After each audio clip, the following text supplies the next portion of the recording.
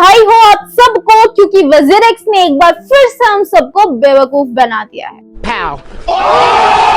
Welcome back to our channel, myself Sakshi Rajput. You are watching crypto अब तक। So guys, आज के इस वीडियो में डिस्कस करेंगे वजीरेक्स एक्सचेंज के बारे में। प्रैक्टिकली एक नतीजे पर भी पहुंचेंगे कि पैसा कब मिलने वाला है और यहाँ पर वजीरेक्स की क्या सोच है।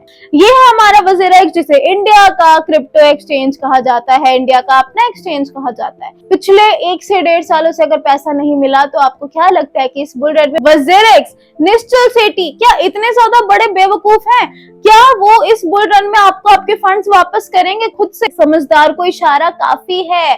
कोई भी इंसान कभी नहीं चाहेगा कि हमारा नुकसान हो। गाइस चलिए यहाँ पर चलते हैं सबसे पहले ट्विटर पे। So this is our Twitter और यहाँ पर हम लोग आ जाते हैं वजीरेक्स इंडिया का बिटकॉइन एक्सचेंज। सो यहाँ पर देख लीजिए, अभी जस्ट हाल फिलहाल में वजीरेक्स की तरफ से एक बहुत ही इंपॉर्टेंट नोट सामने आया है। अब ये क्या है, लाइन वाइज लाइन एकदम शॉर्ट में डिस्कस करेंगे। अब आपको पता था कि हेयरिंग होने वाली थी वजीरेक्स एक्सचेंज की, आप सबको पता है सिंगापुर कोर्ट एक डिसीजन देने वाला था, बट क्या हुआ कि हेयरिंग डिले कर दी गई, डेट को एक्सटेंड कर दिया गया, लेकिन कौन सी डेट नेक्स्ट होने वाली है इसके बारे में कोई भी अपडेट नहीं मिली थी। अब ऐसा क्यों हुआ था?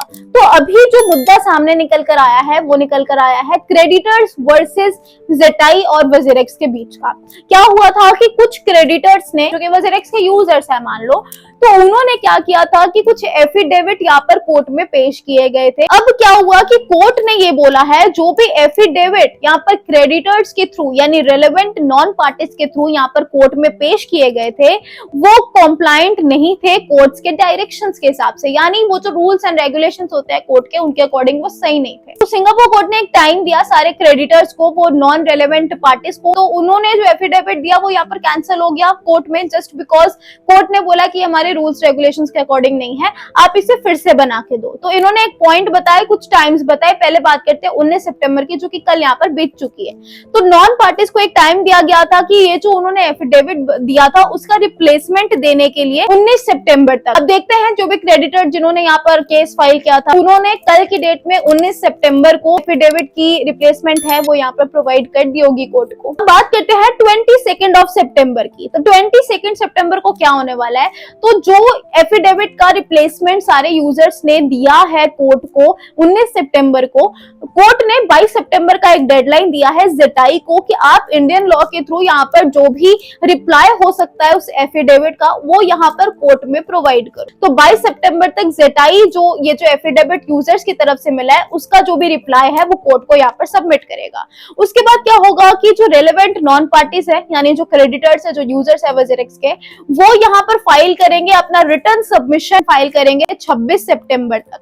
गिन चुनकर बात ये आती है कि अब यहाँ पर जो जंग है वो छिड़ चुकी है क्रेडिटर्स यानी यूजर्स और डायरेक्टली वजीरेक्स के बीच में, और जो कोर्ट है वो भी कहीं ना कहीं अब जो क्रेडिटर्स है, यूजर्स है, उनकी बातों को सामने रख रहा है। लेकिन घुमा फिरा के पॉइंट यही आ रहा है कि इसके कारण हियरिंग में और भी ज्यादा डिले आ रही है और जो नेक्स्ट हियरिंग है वो अब अक्टूबर के टाइम हमें यहाँ पर देखने को मिल सकती है, मे बी उसके बाद भी डिले हो। भाई फिर से आपको कह रही हूँ, निश्चल सेठी और वजीरेक्स, क्या उनके पास आपको लगता है कि इतना दिमाग नहीं होगा कि वो हम जैसे यूजर्स का ख्याल रखकर और हमारे पैसे इस बुल रन में वापस कर दे ताकि हमें लॉस ना हो? आपको क्या लगता है?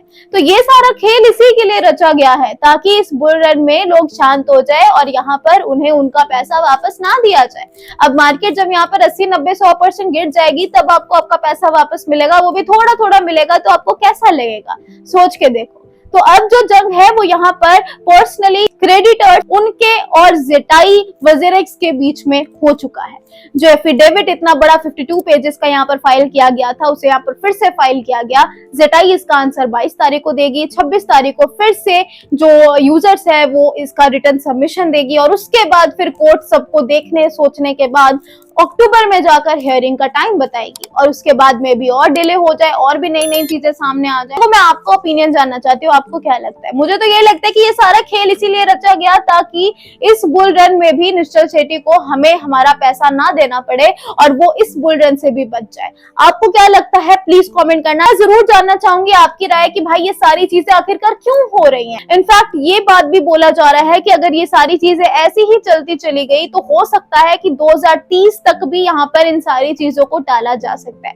मैंने आपको पहले भी बता दिया था, पहले बाइनेंस की बातें सामने आ गई, अभी तो वो कोर्ट को बताया नहीं गया है, अभी तो पुरानी बातें कोर्ट में चल रही है, जो 52 पेजेस का एफिडेविट फाइल किया गया था। अभी तो नई बातें आना बाकी है कि फॉरेन में सिर्फ 1-2 अकाउंट से क्यों है वजीरेक्स के, और उसमें भी लाखों करोड़ों रुपए क्यों पड़े हुए हैं। अभी ये सारी बातें भी सामने आएंगी। अभी बाइनेंस के बीच में जो डिस्प्यूट चल रही है वो भी सामने आने वाली है कोर्ट में। अभी सब कुछ आएगा, और ये समझ लो कि बुल रन में जो आप सोच रहे हो कि आपका पैसा आपको वजीरेक्स वापस देने वाला था, वो बिल्कुल नहीं होने वाला है। ये सोच के कि वजीरेक्स हमारा पैसा खा गया, अब हम बुल रन में पैसा नहीं कमा सकते, तो ऐसा बिल्कुल नहीं है। थोड़े पैसों से भी आप एक अच्छा पैसा कमा सकते हो इस बुल रन में, और अक्टूबर का महीना ही बुल रन का है। और देखो हियरिंग भी अक्टूबर में आने वाली है। लक देखो भाई, हमारा लक देखो। टिल देन मिलेंगे नेक्स्ट वीडियो में। वजीरेक्स के ऊपर अपनी राय जरूर बताइएगा। यही थी अभी तक की वजीरेक्स की सबसे बड़ी खबर। तब तक के लिए बाय बाय, टेक केयर।